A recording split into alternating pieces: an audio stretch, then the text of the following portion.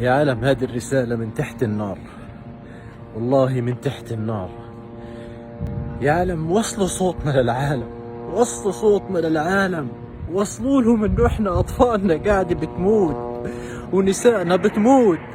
احنا مش خايفين، والله ما احنا خايفين. هي القصف ورانا، لكن يشهد علي الله انها دموع خذلان.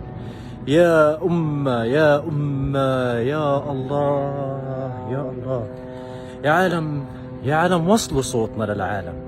يا عالم، احنا بنموت، اقسم بالله نباد، اقسم بالله نباد. يشهد الله انها ما هي دموع خوف، والله انها دموع خذلان من هذه الامة الضعيفة، الامة الميتة. حسبنا الله ونعم الوكيل، حسبنا الله ونعم الوكيل عليكم. والله ما احنا مسامحينكم، والله ما احنا مسامحينكم، والله ما احنا مسامحينكم.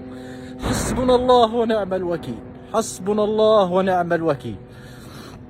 لا إله إلا الله، لا إله إلا الله.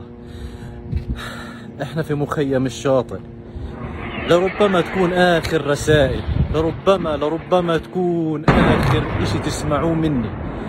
اللي بحب أحكيه، وصلوا صوتنا ولو مرة لهذه الأمة. لا إله إلا الله، لا إله إلا الله، لا إله إلا الله، لا إله إلا الله. أحياء تباد، أحياء تباد.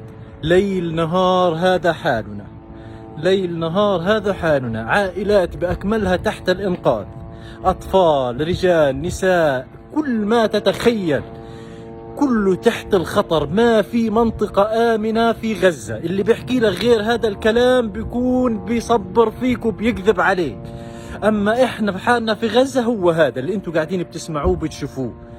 وحسبنا الله ونعم الوكيل على هذه الأمة الضعيفة. حسبنا الله.